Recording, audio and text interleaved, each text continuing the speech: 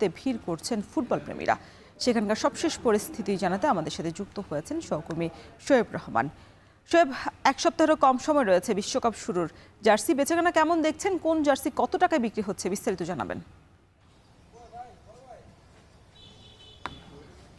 রওশন, বিশ্বকাপ যতই ঘনিয়ে আসছে ততই কিন্তু স্পোর্টসের দোকানগুলোতে ক্রীড়াপ্রেমীরা ভিড় করছেন, এবং বিশেষ করে যেহেতু বিশ্বকাপ ঘনিয়ে আসছে এবং সেই জায়গা থেকে ফুটবল কেন্দ্রিক যে উপকরণগুলো রয়েছে, জার্সি কিংবা ফুটবল, সেগুলোর বেচা বিক্রি কিন্তু বেশি হচ্ছে। এবং আমরা দেখতে পাচ্ছি যে গেল কয়েকদিন ধরেই কিন্তু এই বেচা বিক্রিটা বেড়েছে। বিশেষ করে ঈদের পরে কিন্তু যখন থেকে দোকানপাট খোলা শুরু করেছে তখন থেকেই আমরা দেখেছি যে জার্সির দোকানগুলোতে ক্রেতারা আসছেন এবং তারা তাদের পছন্দের দলের জার্সি কিনছেন। এবং সেই জায়গা থেকে যেহেতু বাংলাদেশের বড় একটি গোষ্ঠী কিন্তু ব্রাজিল আর্জেন্টিনা দুই শিবিরে বিভক্ত, এবং এই দুই দলের জার্সি কিন্তু সবচাইতে বেশি বিক্রি হচ্ছে। বিশেষ করে আমরা এখানে যারা বিক্রেতারা রয়েছেন তাদের সাথে কথা বলেছি, তারা যেটি বলছেন যে নেইমার জুনিয়র তিনি খেলবেন কি খেলবেন না সেটি নিয়ে এক ধরনের শঙ্কা ছিল।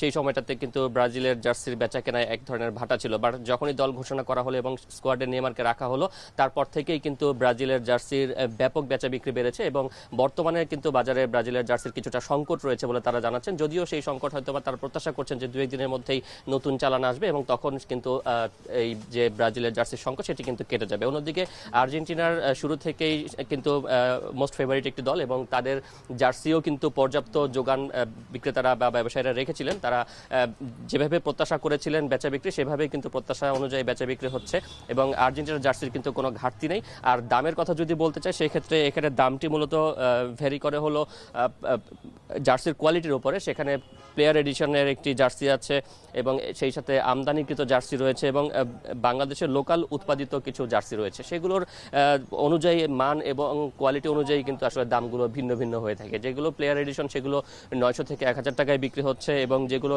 ইম্পোর্টেড সেগুলো কিন্তু 500 থেকে 600 টাকায় বিক্রি হচ্ছে, আর যেগুলো স্থানীয়ভাবে উৎপাদিত সেগুলো কিছুটা কম দামে বিক্রি হচ্ছে। এবং বিক্রেতারা জানাচ্ছেন যে ইম্পোর্টেড যেই জার্সিগুলো রয়েছে সেগুলোর কোয়ালিটি কিছুটা ভালো হওয়ার কারণে কিন্তু সেগুলোর বেচা বিক্রি বেশ ভালো হচ্ছে। অন্যদিকে প্লেয়ার এডিশন নিয়েও কিন্তু প্লেয়ার এডিশনের জার্সি নিয়েও কিন্তু যারা ক্রীড়াপ্রেমী রয়েছেন তাদের মধ্যে এক ধরনের উন্মাদনা রয়েছে। এবং জার্সির পাশাপাশি আমরা দেখেছি যে পতাকাও কিন্তু বিক্রি হচ্ছে বেশ ভালো।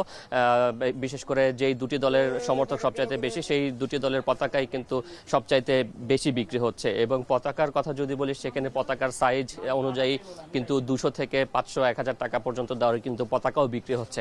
এবং বিক্রেতারা বলছেন যে এখন একটি মৌসুম চলছে এবং সেই মৌসুমে যে বেচা বিক্রি তাতে তারা সন্তুষ্ট। অন্যদিকে জার্সির দাম নিয়েও কিন্তু আমরা ক্রেতাদের থেকে খুব একটা অভিযোগ পাইনি। ক্রেতারা বলছেন যে যেহেতু বিশ্বকাপ 4 বছর পর একবার আসে, সেখানে দামটি মূলত তাদের কাছে ফ্যাক্ট নয়।